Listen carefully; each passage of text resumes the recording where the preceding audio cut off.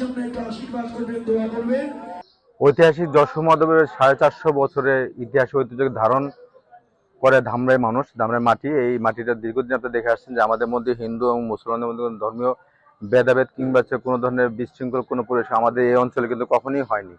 এই কারণে আমাদের হিন্দু এবং মুসলমান ভাইদের মধ্যে যতগুলো পূজা অর্চনা আছে, আমাদের উৎসবগুলো এবং ওনাদের উৎসবগুলোতে কিন্তু আমরা একে অপরের সাথে আনন্দ ভাগাভাগি করে নিই।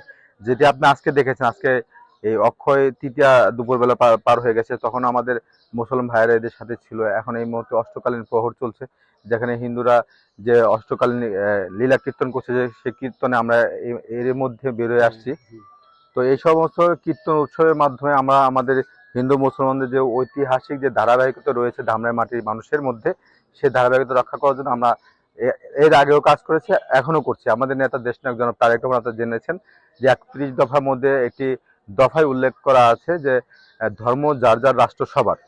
আমরা যারা ইতিমধ্যে দেখেছেন যে ধর্মকে পুঁজি করে একটি স্বার্থান্বেষী মহল, তারা হিন্দুদেরকে পুঁজি করে তারা আওয়ামী লীগের একটি ভোট ব্যাংক বলে দীর্ঘদিন ধরে কাজ করে আসছে।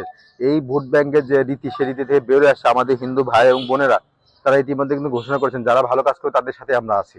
তা আমরা সেখান থেকে আজকের এই অষ্টকালীন প্রহরে এই হিন্দু ভাইদেরকে উদ্দেশ্যে কিন্তু আমরা আমাদের নেতা দাওয়াত দিয়েছে, আমাদের দলের দাওয়াত দিয়েছে, এবং সেই সাথে একটি দফা নিয়ে ধর্মতে যা উল্লেখ করা, ধর্ম নিয়ে যা উল্লেখ করা আছে সেটা আমরা বিশ্লেষণ করার চেষ্টা করেছি, এবং তাদের মুখে আমাদের দলের প্রতি আস্থা এবং আনুগত্য, ভালোবাসা সবই কিন্তু তাদের মধ্যে পরিলক্ষিত হয়েছে। আমরা মনে করি যে আগামী দিনে এই ভোট ব্যাংক বলে খ্যাত আওয়ামী লীগের যে ভোট ব্যাংক বলে তারা দাবি করতেন, ইনশাল্লাহ আমাদের এই 31 দফা এবং আমাদের কীর্তিকলাপ, আমাদের নেতার ভাবমূর্তিতে তারা আগামী দিনে আমাদের সাথে, আমাদের পাশে থেকে আমাদের সাথে উৎসবের মতো যেভাবে আমরা আজকে উৎসব পালন করলাম, সেভাবে ভোটও আমরা উৎসবের মতো পালন করবো বলে আমরা বিশ্বাস করি।